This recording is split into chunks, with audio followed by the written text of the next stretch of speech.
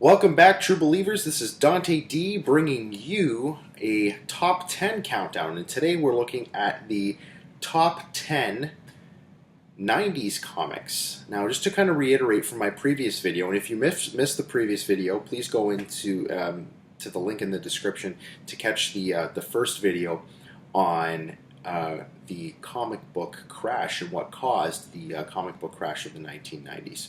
With this list of comics, as always, this is just my opinion. So if there's a particular comic book that you feel should have been on this list, please comment below and let me know. I would love to hear what some of your thoughts are on what the top comic books of the 1990s are. Just to reiterate, to have made this list, we are not looking at story value, art value, or even monetary value. Once again, to have made this list, these comics had to have made a huge cultural impact in the 1990s. So without further ado, let's get into the top 10 comics of the 1990s. Okay, starting off at number 10, we have X-O Manowar #1 by a publisher called Valiant Comics. Valiant Comics was a major player in the 1990s. Obviously, they weren't as big as Marvel, DC, or Image, but they were pretty significant nevertheless. This publisher is one of those publishers from the 1990s that did survive the comic book crash, and they are around today. However, they're not as fruitful as they once were. X-O Manowar is one of Valiant's better-known titles, and it was pretty popular in the 1990s. So this is our number 10 one. Definitely worth it to have in your collection. This particular issue here has gone up a little bit in price, and that is because there has been talk of a movie studio getting rights for X-O Manowar. I don't know if they're thinking of making a movie out of it or not, but whenever there's talk about a movie, the prices usually go up. So on eBay, I haven't seen this book go for less than $30 right now. So I mean, let me know what you're finding it for. But yeah, this is definitely a great book to have in your collection, and definitely one of the most notable books of the 1990s. As a read, I read it. It was okay. It's not my favorite book, but I'm still really happy to have it. And another really well-known one from the 90s is this X-O Manowar one. This is just a notable mention, I guess. This is X-O Manowar. This is the number 0. 90s was really huge for those number zeros. As you can see, it's all beautiful, shiny, and pretty. We're talking about 90s being the age of chrome.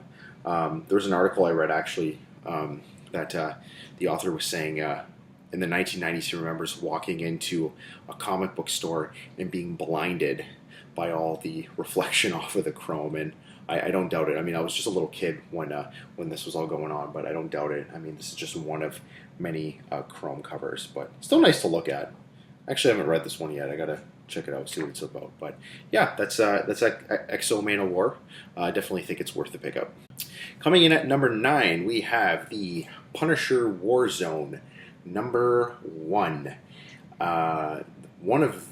This is definitely a notable comic from the 1990s. It has appeared in some of my other videos as well. This is John Romita Jr. artwork, back when John Romita Jr. was a little bit better. I'm sorry, I just can't stand his artwork nowadays, but back then it wasn't too bad.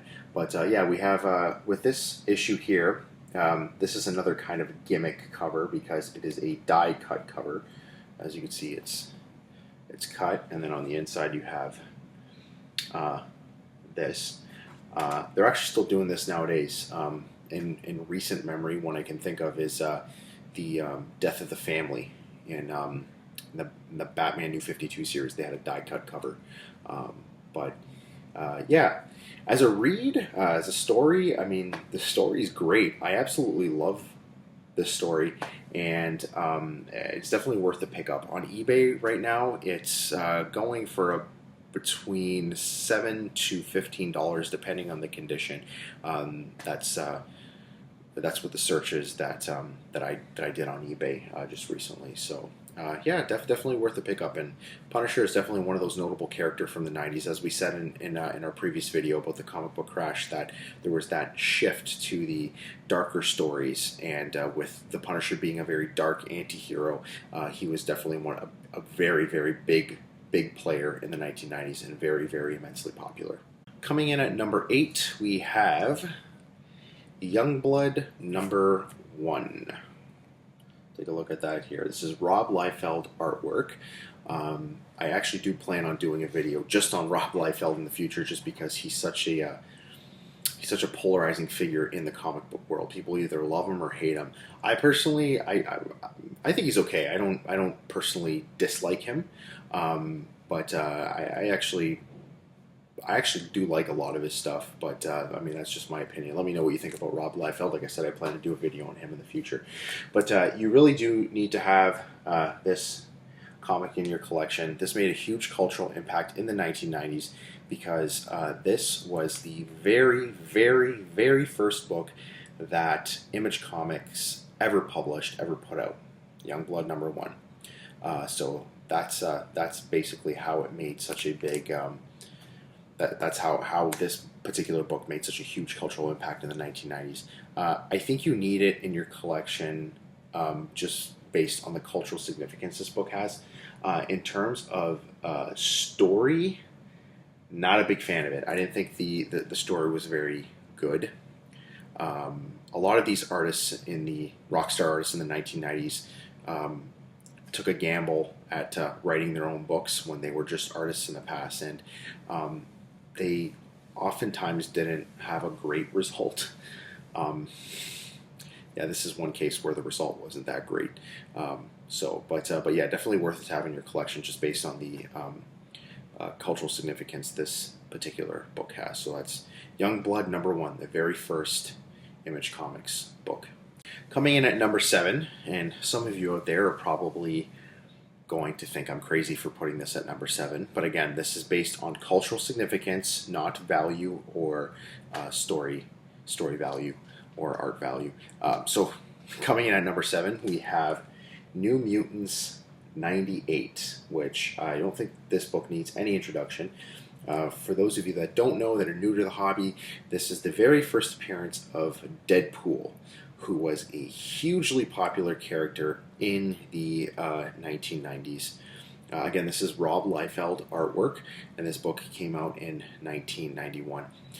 This is probably, I would have to say this is probably one of the, if not the most valuable book from that came out of the 1990s. If there's a comic from the 1990s that's worth more than this one that you know of, please let me know, but I'm pretty sure that this one is the most valuable one from the 1990s era. But right now it's currently going, again, the prices go up and down with this book just based on what the hype over Deadpool is like at the time. But last time I checked, which was a few months ago, you couldn't get this book for under $300. Some were actually closer to $500. So it's quite a pricey book. But it definitely is one of those big books from the 1990s, and one of those notable books from the 1990s, just based on the fact that it is the first appearance of Deadpool. And you really can't go wrong with having this book in your collection just because of Deadpool. And I'm sorry that it's so pricey right now. I mean, just because of all the hype over Deadpool. But yeah, definitely worth to have it.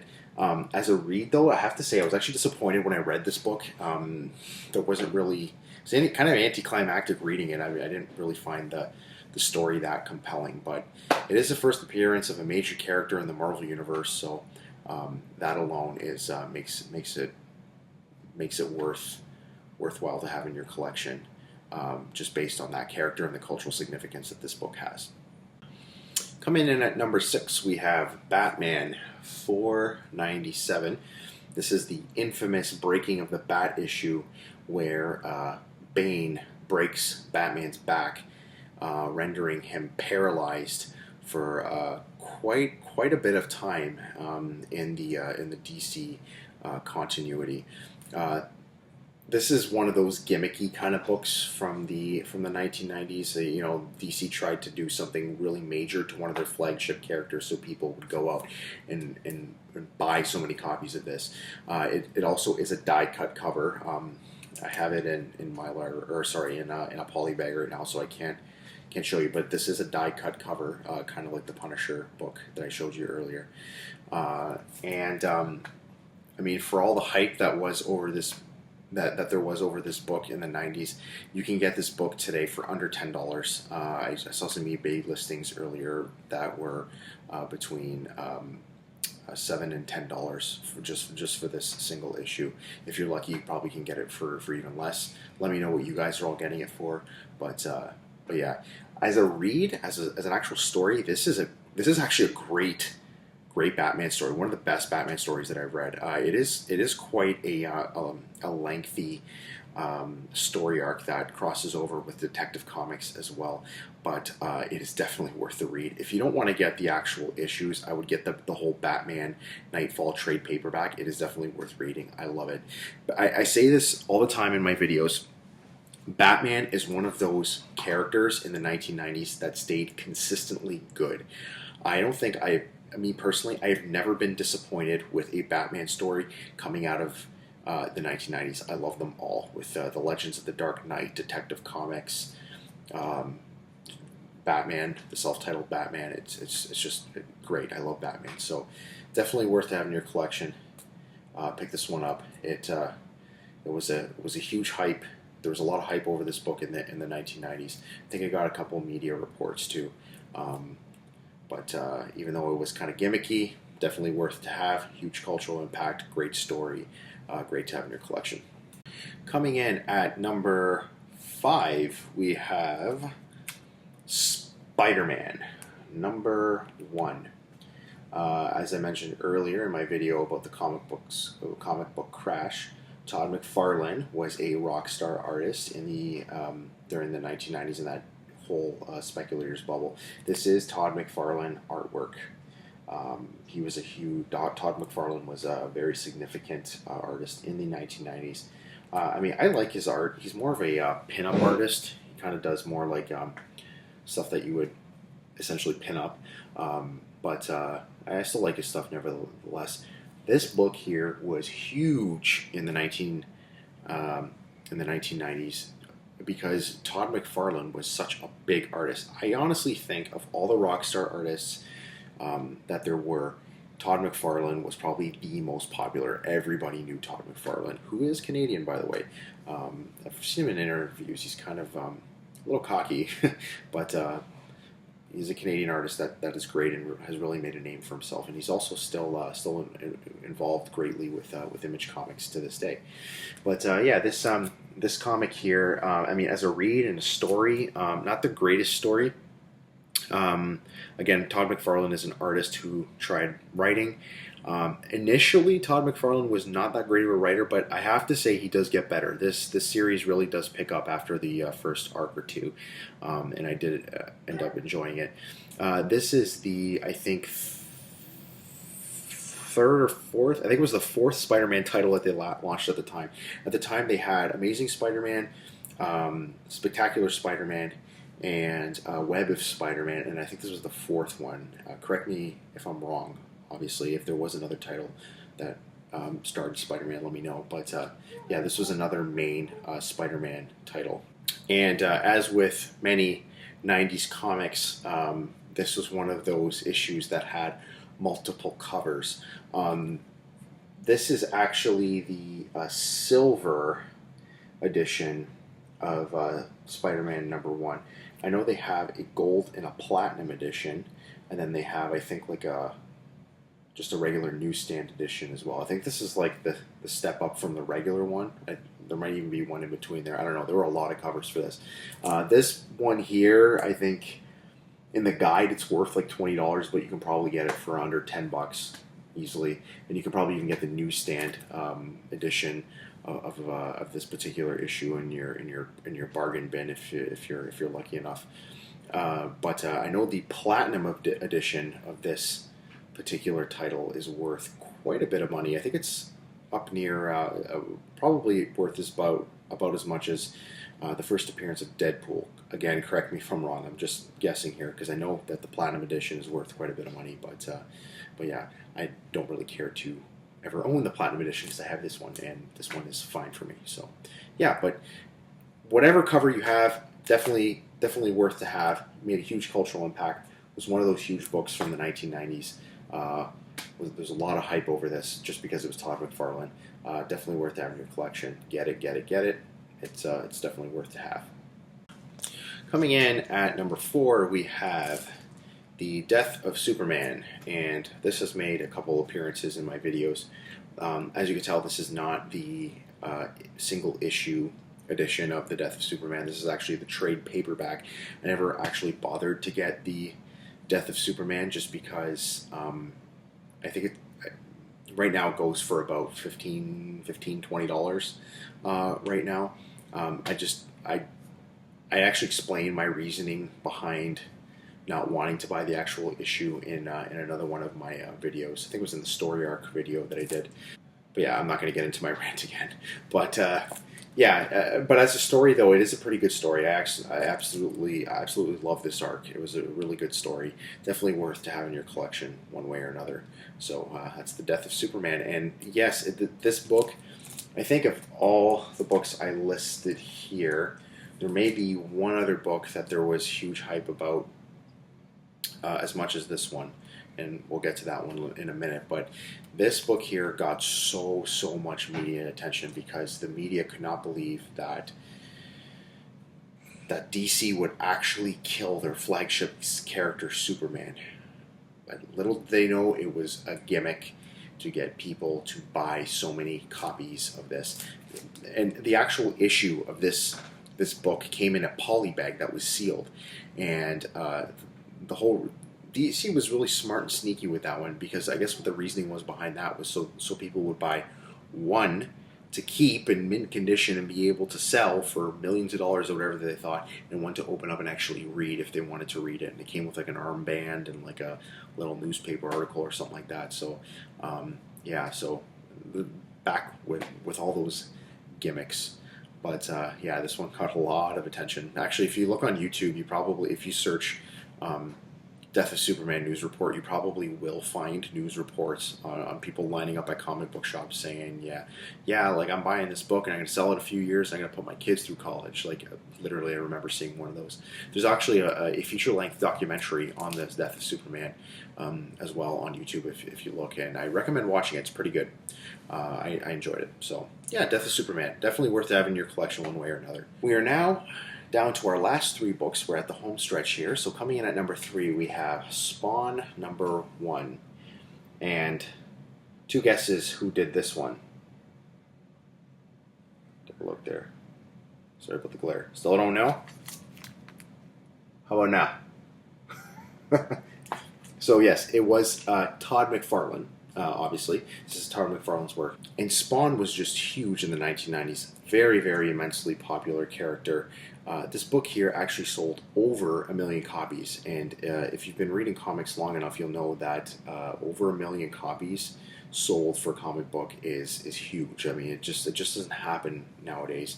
I mean, in the 30s and 40s, it happened quite a bit. But I mean, nowadays, from the 80s up till now, I mean, just over 1 million copies never really happened. So that was huge for this. And again, this book here was so popular. They had a feature-length movie that was made in the 1990s. They had toys. They had a TV show. They had so much that dealt with Spawn. I mean, people were just crazy over Spawn, and I mean, for good reason. I mean, this actually was a really good book. I really enjoy Spawn. I think I have about the first 15 issues or so of this series, and I really enjoyed it. Todd McFarlane really came into his own as a writer, and he did some good work with Spawn. So I really do appreciate this book, and it's definitely worth it to have in your collection.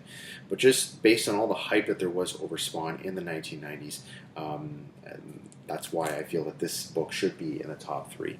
Huge book. Definitely check it out. Worth to have in your collection. Spawn number 1. Coming in at number 2, we have X-Force number 1 by, you know it, the controversial Rob Liefeld.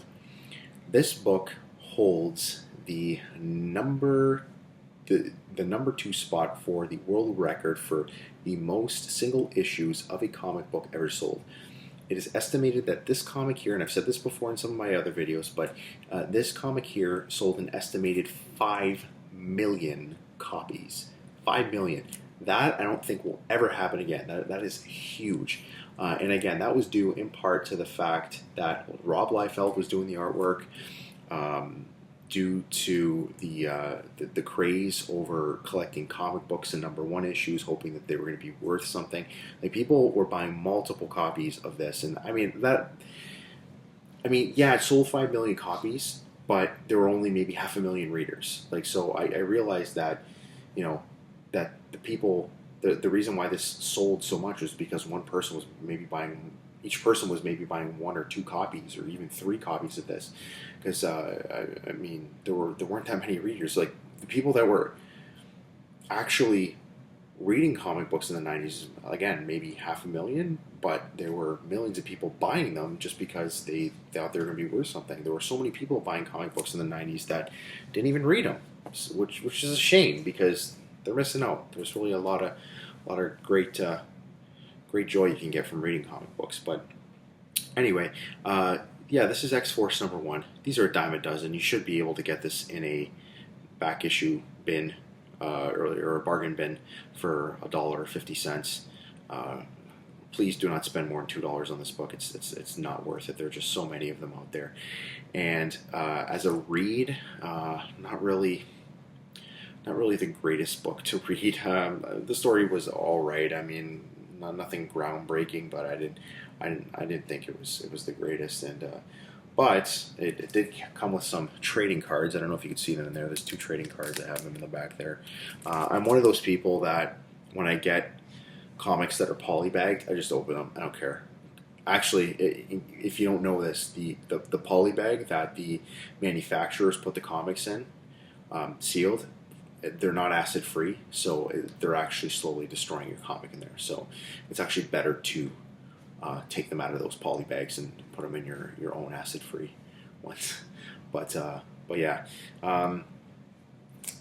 this one just had such a huge cultural impact. It has to be in your collection, even if you don't want to read it, even if you don't like the story that much.